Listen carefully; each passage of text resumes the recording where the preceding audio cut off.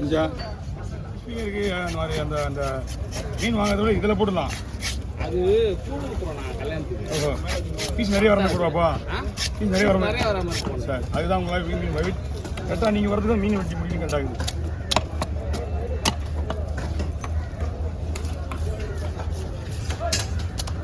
என்னி தானே முடியுது கடை? ஜூன் 15 வாங்கிட்டீங்களா? இன்னும் ஒரு மாதம் பிறந்துச்சுன்னா கொஞ்சம் நல்லா இருக்கும். அப்போ கொஞ்சம் அப்போ வந்து நம்ம இந்த ஊருக்கு போன ஆந்திரக்காரங்க அவங்கெல்லாம் வந்து இங்கே வர ஆரம்பிச்சிடுவாங்க. போட்டு வர ஆரம்பிச்சிடும். அப்படி அப்படியே ட்ரையல் பார்ப்பாங்க. ஒரு வாரத்துக்கு வேலை நடந்துட்டு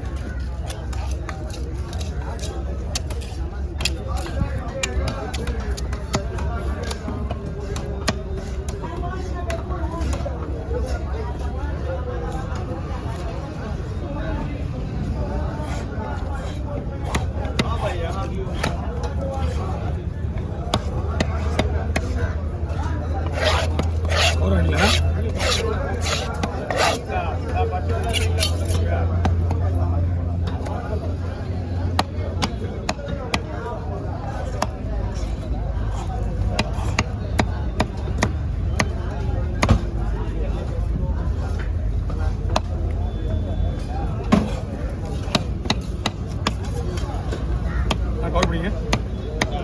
இந்த பீஸெல்லாம் வந்து இது எல்லாமே மேக்ஸிமம் குழம்புக்கு. ஆமாம், வறுக்கலாம். ஆனால் இருந்தாலும் குழம்புக்கு டேஸ்ட்டாக இருக்கணும். இதெல்லாம் வறுக்கலாம்.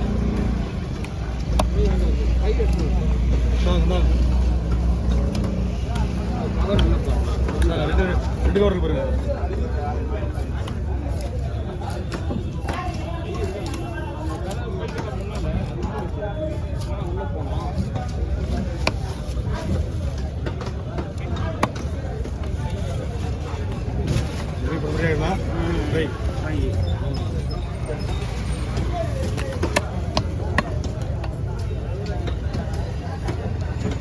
இந்த மாதிரி ஃபிங்கர் வீட்டுக்கு ஃபிங்கர் வேணும்னா அதுக்கிட்ட போகாதீங்க.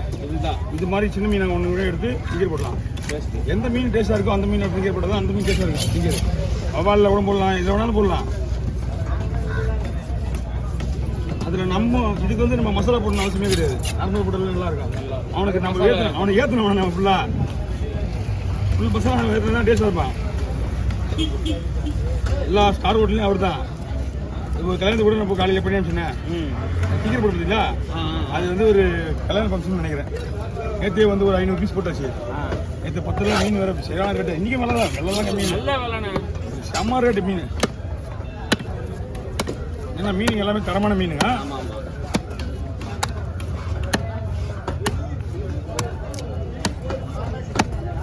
இதுவே 4000 இருக்குமா? 5 ரூபாண்ணா. 5000 ஆயிடுச்சு. இஞ்சத்து வாங்கிறத விட இது பெஸ்ட்டு.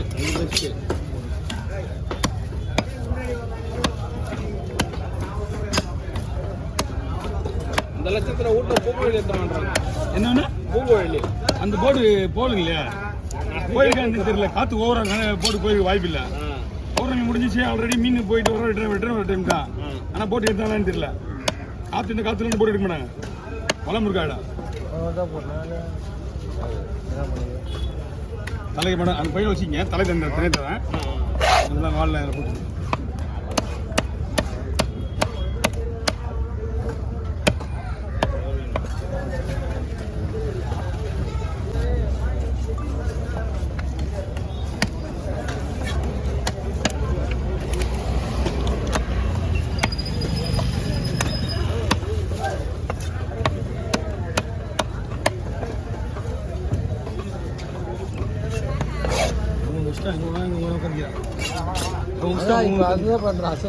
நம்ம ரீசனாக உட்காரணும். ஏன்னா அடுத்த டப்புன்னு வந்து என் இடம்னு சொன்னான்னு வச்சுக்கா நம்ம உட்காந்து எழுத முடியாது அந்த டைமில். நம்ம இந்த 3 கல் உட்காந்து இருக்கல 3 கல் தூக்கிறதுக்கு கட்டி சாஞ்சிடுது. வியாபாரி நீ என்ன நடமாட்டத்திலே இருக்கிற? எங்கே போகிற? போ என்ன அவர் வேலை இருந்தால் அவர் பார்த்துட்டு வேலை ஏதாவது கிடையாது. இவங்க ஆள்லாம் 3 பேர் 4 பேர் வளர்ச்சான். அந்த கை வச்சுங்க அந்த பேர் நம்ம 4 பேர்ட்டு 3 பேர் வளர்ச்சான். ஒரு நாளைக்கு அவன் சம்பாதிக்கணும். நாள் ஒரு 200 ரூபா கொடுத்தாலே போதுங்க. 4000மா அவனுக்கெல்லாம் கிடைச்சிடும்.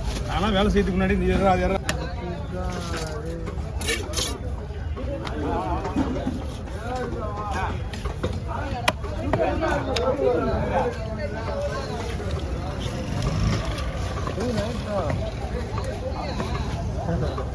புரியுதாங்க அண்ணா? நீ எங்க எதிரில் கிடக்க கூட யாரையும் பார்க்க மாட்டேற. இல்ல இல்ல இல்ல அது அவர்கிட்ட உன் குரல் கேட்டவொடனே பார்த்தேன். இவங்க ஒரு 3 பேர் மூஞ்சி மச்சிருக்காங்க. எங்க தெரிய போகுது.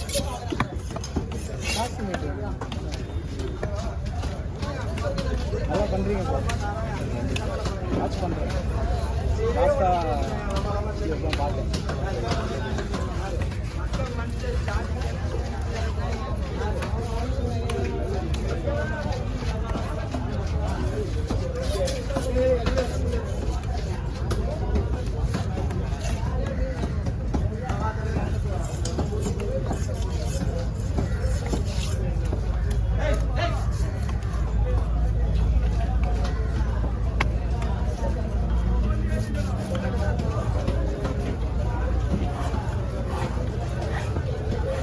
முதல்ல கம்ப்ளைண்ட் பண்ணணும்.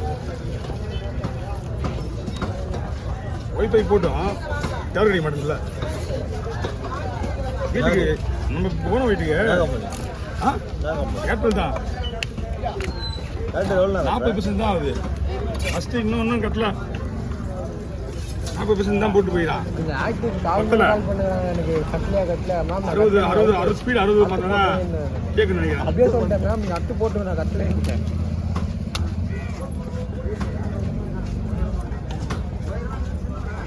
வீட்டில் போய் சிப்பி இப்படி அதிக சமம் மீடாங்க. அதுக்கு அம்மா சுட்டாது போட்டுற 10 தான் போகுது. அப்பா அப்பா யாரோ இது போயிட்டு வரலாம். இதுக்கு ஒன்றும் பிரச்சனை கிடையாது. வண்டி போகும் தெரிஞ்சானே உள்ள விட்டா செல்ஃபோன் உள்ள உள்ள நீ வண்டி போகும் தெரிஞ்சானே உள்ள விட்டா. இதுதான் செய்யாது. ஆல்ரெடி தெரிஞ்சு தானே மாறுறீங்க. அப்புறம் எது நடந்தாலும் நீ தான் பொறுப்பு. போட்டுட்டாவும் நல்லா இருக்கும்ல.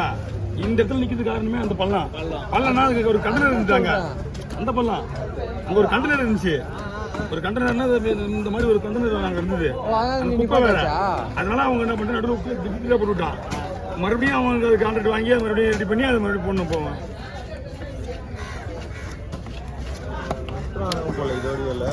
ஆமாம் பில் வந்துட்டு மறுபடியும் ஆரம்பிப்பான். எது போடாமலாம் இருக்க முடியாது. நேற்று தான் வந்து எனக்கு ஆஃபீஸில் பார்த்தா போனாங்க.